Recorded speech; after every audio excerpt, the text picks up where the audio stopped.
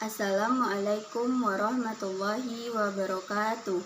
Perkenalkan, nama saya Yuni Lorenza dengan NIM 2114090032 dari kelas A Tadris IPS Konsentrasi Sejarah.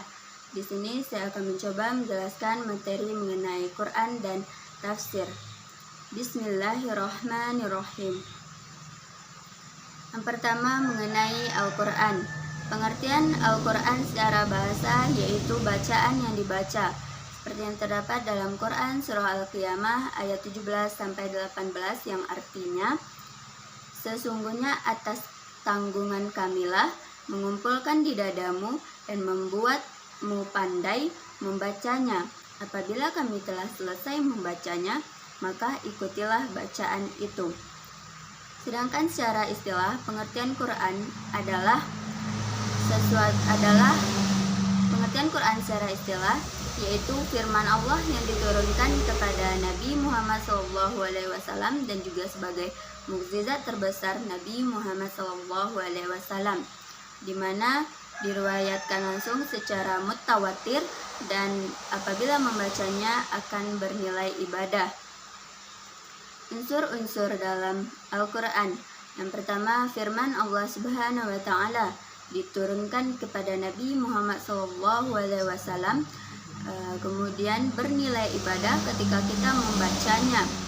Kemudian banyak lagi unsur-unsur yang berkaitan dengan Al-Quran ini. Semua kebaikan terdapat di dalam Al-Quran tersebut. Selanjutnya, nama-nama Al-Quran. Nama-nama Al-Quran juga terdapat berbagai macam, tetapi pada intinya bahwasanya setiap nama Al-Quran adalah suatu kebaikan dan kemuliaan yang terkandung di dalamnya.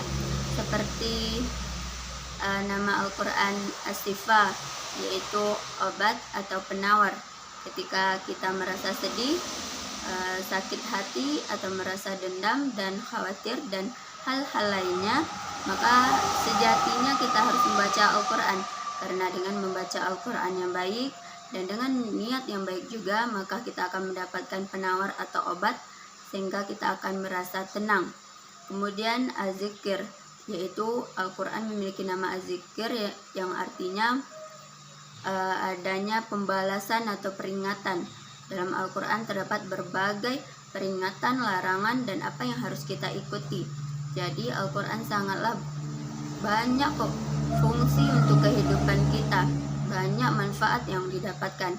Kemudian Al-Furqan, pembeda. Kitab Al-Quran menjadi pembeda dengan kitab-kitab lainnya. Bahkan Al-Quran merupakan kitab yang sempurna, kitab penyempurna dari kitab-kitab lainnya atau kitab-kitab terdahulu. Itulah beberapa nama Al-Quran, dan masih banyak lagi nama-nama dari Al-Quran yang mengandung kebaikan dan kemuliaan di setiap arti namanya. Kemudian sifat dan fungsi Al-Quran. Seperti yang saya katakan tadi, bahwasanya fungsi dan sifat Al-Quran ini sangatlah banyak, terutama untuk kebaikan kita, menuntun kebaikan di dunia dan di akhirat. Salah satunya, Al-Quran tidak ada keraguan di dalamnya. Al-Quran adalah sesuatu yang jelas, bukan hal yang mengada-ngada dan bukan karangan manusia.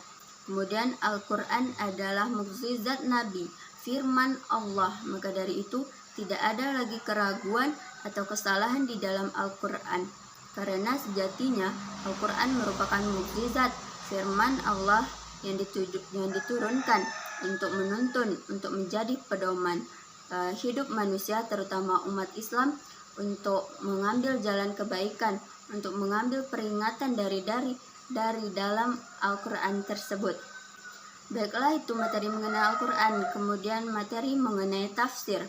Pengertian tafsir secara bahasa berarti menerangkan atau keterangan, yaitu adanya suatu hal yang tidak jelas atau kurang jelas penyampainya, maka dari itu harus adanya penjelasan atau kejelasan dari hal tersebut agar hal tersebut menjadi jelas dan tepat. Maka itulah arti dari tafsir. Sedangkan menurut istilah, tafsir adalah ilmu-ilmu yang mempelajari kitab Allah Al-Karim, Al-Quran, Al-Kitabullah, kitab Allah, yaitu memahami dan menyampaikan makna yang terkandung di dalam Al-Quran tersebut sesuai dengan maksud Allah menciptakannya, tetapi disesuaikan dengan kemampuan manusia terhadap pentafsiran Al-Quran tersebut.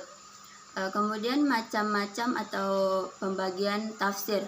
Ada 3 pembagian tafsir. Yang pertama, pembagian tafsir menurut sumbernya, kemudian pembagian tafsir menurut coraknya, dan pembagian tafsir menurut metodenya, dan juga ada lagi pembagian-pembagian di antara ketiga tersebut. Baiklah, hanya itu yang dapat saya sampaikan. Kurang dan lebih saya mohon maaf. Wabillahi taufiq wal hidayah. Wassalamualaikum warahmatullahi wabarakatuh.